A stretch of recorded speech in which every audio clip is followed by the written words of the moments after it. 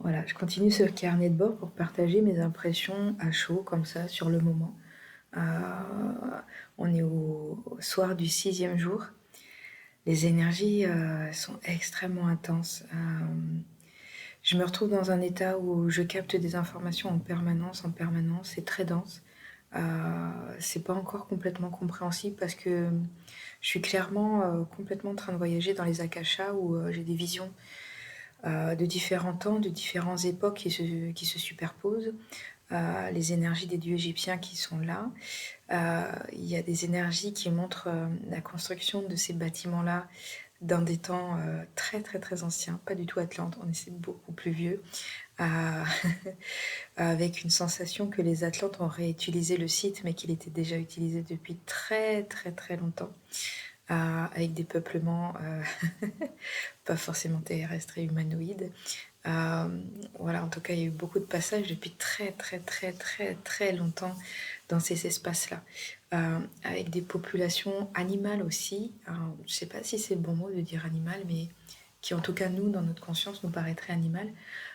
Très anciennes aussi, qui ont pu naviguer du côté de ce côté-là du Sahara, en fait, de ce côté-là du Nil, en fait. Et c'est très intéressant. Aujourd'hui, je voyais les pyramides bouger en fait dans leur structure en fonction de qui est à l'intérieur, en tout cas pour celles dans lesquelles on peut rentrer. Je pense en fonction de ce qui est posé, elle bouge. Alors, c'est comme si ça fait un peu comme un Rubik's cube dans l'énergie et ça se modifie, ça bouge et du coup, ça crée comme une espèce de chant, on pourrait dire presque qu'elle parle. Ça crée une espèce de vibration, en fait, comment elle bouge. C'était flagrant parce que du coup, j'étais à la pyramide de Mykérinos aujourd'hui et on ne la visite pas à l'heure actuelle. Elle est beaucoup plus stable, du coup, elle ne bougeait pas comme les deux autres voilà, qui sont visités par des êtres humains en même temps. J'avais l'impression qu'à la fois la pyramide, les pyramides qui bougeaient, Képhren et Khéops, elles s'adaptaient aux personnes et qu'à la fois les personnes pouvaient les faire bouger. C'est un double mouvement. C'est pas seulement l'humain qui décide qu'est-ce qui se passe, c'est une forme de synchronisation qui s'opère de manière voilà, assez fluide en fait. Et aussi, là, sur ce plateau de Gizeh, il y a tellement d'informations. En fait, c'est un peu comme d'avoir la 12G, d'être là. Et, et ouais, c'est très, très dense à accueillir. Et je vois vraiment beaucoup d'eau sur le lieu. Vraiment, ça me fait remonter à l'époque où le Sahara était complètement vert, n'était pas un désert. Ça remonte à des époques avant l'Atlantide, du coup. Et toujours avec ce questionnement, est-ce que c'est la Lémurie? Est-ce que c'est autre chose? J'ai l'impression qu'il y a une autre civilisation qui n'est pas dans les annales, qui a disparu en cours de route. Voilà, du coup, donc j'ai fini la journée extrêmement désancrée, très très très désancrée. Ça m'aide de faire ces vidéos-là, de transmettre les informations parce qu'il y a l'énergie qui passe et moi le fait de poser l'énergie. Du coup, ça m'aide aussi parce que c'est du gros débit. Voilà, c'est très intéressant. Voilà, je continue à me laisser guider au jour le jour. Aujourd'hui, il y a eu quelque chose de très intéressant avec Anita. Je vous ferai une vidéo pour vous présenter pour la présenter. On fera une vidéo toutes les deux, je pense que ça sera intéressant. Alors, Anita, elle est toute jeune et ça fait partie de... Je dis toujours que les jeunes sont plus intelligents que nous et ils sont là pour nous surveiller.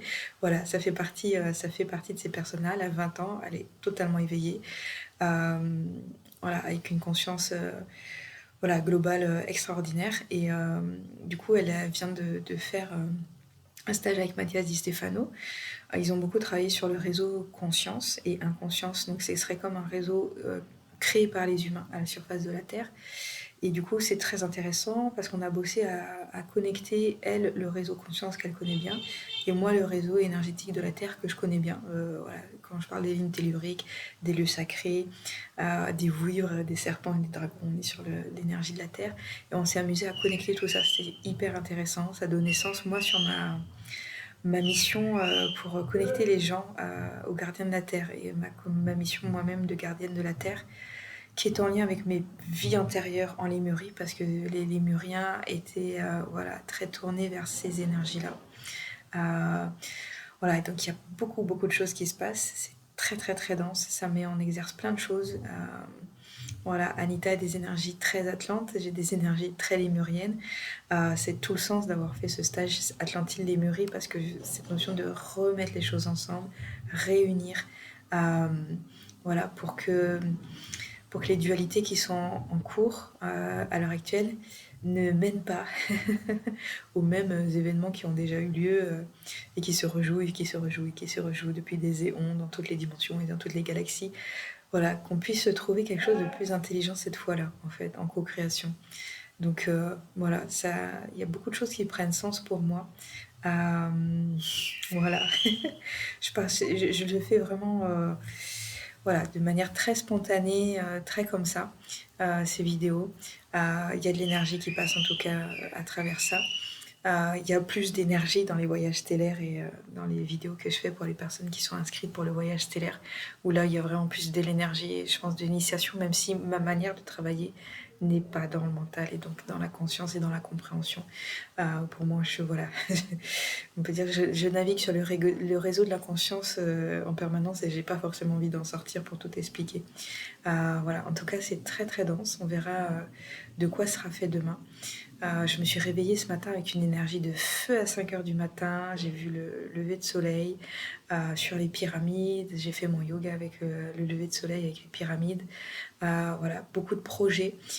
Ça commence à émerger de proposer, de vous proposer de venir avec moi.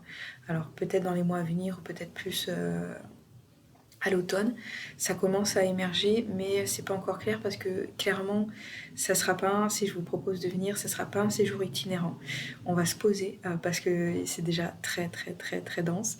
On va se poser à un endroit et peut-être rayonner autour de cet endroit, mais pas aller naviguer dans tous les sens. Il y a cette notion de communauté de sœurs qui est aussi extrêmement présente. Qui ne veut pas dire que ça sera ouvert que aux femmes, mais cette notion de communauté qui est extrêmement importante, intéressante. J'ai aussi envie de le positionner comme je le fais toujours, c'est-à-dire que c'est pas moi qui est le sachant et l'apprenant. Moi, je suis le gentil organisateur qui crée l'espace et on va laisser faire ce qui se passe à l'intérieur.